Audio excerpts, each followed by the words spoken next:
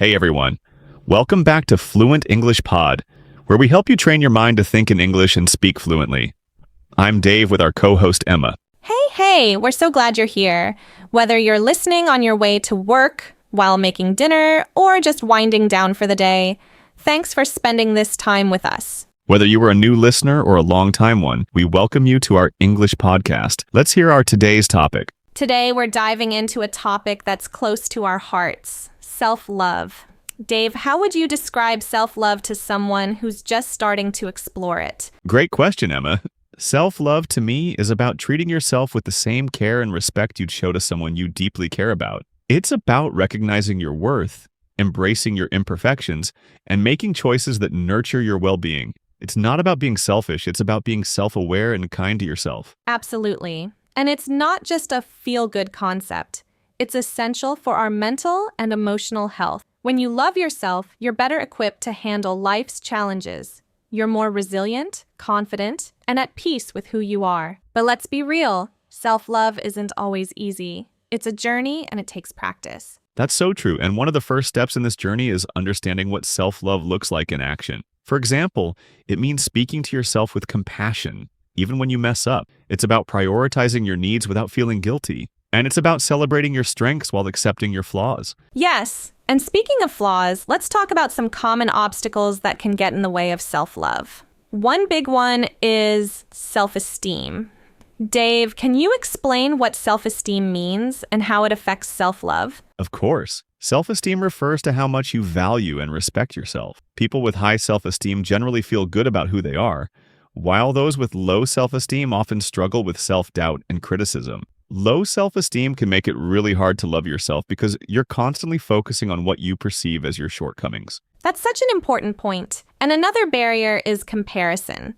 When we compare ourselves to others, whether it's their looks, achievements, or lifestyle, we often end up feeling inadequate. Comparison can really chip away at our self-worth. Exactly. And let's not forget about the impact of past experiences. If you've gone through something traumatic like bullying or abuse, it can leave emotional scars that make self-love feel out of reach. But here's the thing. No matter what barriers you're facing, self-love is always possible. It just takes time, effort, and a lot of self-compassion. Well said, Dave. And speaking of self-compassion, let's take a moment to explain a couple of words we've used so far. First, resilience. Resilience is the ability to bounce back from difficult situations. It's like being a rubber band. You stretch, but you don't break. Building resilience is a key part of self-love because it helps you navigate life's ups and downs. And another word we used is inadequate.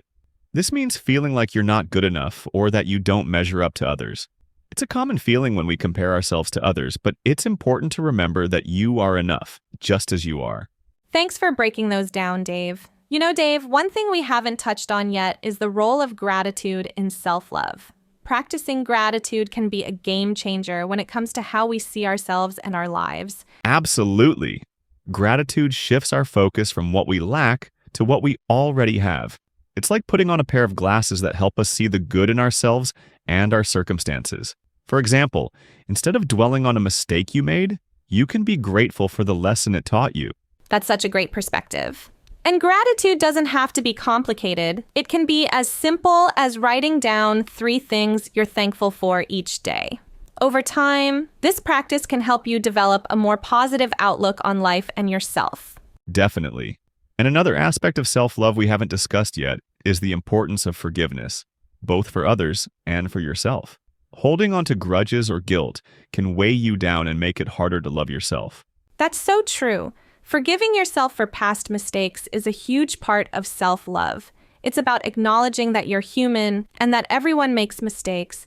It's not about excusing bad behavior, but about freeing yourself from the burden of guilt and shame. And forgiveness isn't a one-time thing, it's a process. It might take time, but it's worth it. When you forgive yourself, you create space for growth and self-acceptance. Well said, Dave. And let's not forget about the power of affirmations. Positive affirmations are like little love notes to yourself. They can help rewire your brain to think more positively about who you are. Yes. Affirmations like, I am worthy, I am enough, or I deserve love and happiness can be incredibly powerful. The key is to repeat them regularly, especially when you're feeling down or doubting yourself. And finally, let's talk about the importance of surrounding yourself with positive influences. The people you spend time with can have a big impact on how you see yourself. If you're around people who uplift and support you, it's easier to love yourself. Absolutely. On the flip side, if you're around people who are constantly negative or critical, it can be really draining. It's okay to distance yourself from those kinds of relationships and seek out people who make you feel good about yourself. That's such an important reminder. Self-love isn't just about what you do for yourself, it's also about the environment you create for yourself. Well said, Emma. And with that, I think we've covered a lot of ground today. Let's recap. Self-love is about treating yourself with kindness, setting boundaries, practicing gratitude, forgiving yourself, using affirmations, and surrounding yourself with positive influences. And remember, self-love is a journey. It's not about being perfect, it's about making small, consistent efforts to care for yourself and appreciate who you are. Now, let's talk about a practical skill that can help you build self-love. Setting boundaries. Emma, why do you think boundaries are so important? Boundaries are like invisible lines that protect your energy and well-being. They help you say no to things that drain you and yes to things that uplift you.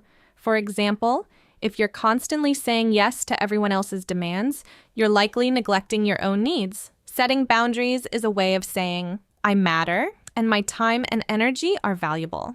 I love that. And it's not about being selfish. It's about being intentional with your time and energy. It's okay to say no sometimes, even if it feels uncomfortable at first. Exactly. And speaking of self-care, let's share some simple ways to incorporate it into your daily routine.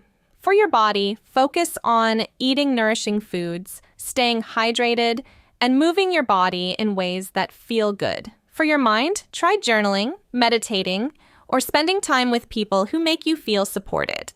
And don't forget to celebrate the small wins. Did you drink enough water today? That's a win. Did you take a few minutes to breathe deeply? Another win. Self-love is about progress, not perfection. Couldn't agree more. Let's remind our listeners to comment below about the new words they learned today. Was it resilience, inadequate yes, or maybe another word that stood out to you? Let us know. And remember, self-love is a journey, not a destination. Be patient with yourself and take it one step at a time. You've got this. As usual, now comes the daily fun exercise part. We want you to form different patterns or structures using the words you learned today and comment them down below. For example, if one of the words you learned today was resilience, you could create a sentence like, building resilience helps me bounce back from challenges and grow stronger every day. This is a great way to practice and reinforce the new words you've learned. Plus, it's fun to see how creative you can get with your sentences. Don't forget to share your examples in the comments. We'd love to see what you come up with. Thanks for tuning in, everyone. Until next time, take care of yourselves and keep practicing self-love. Bye for now. See you next time with a meaningful topic like this.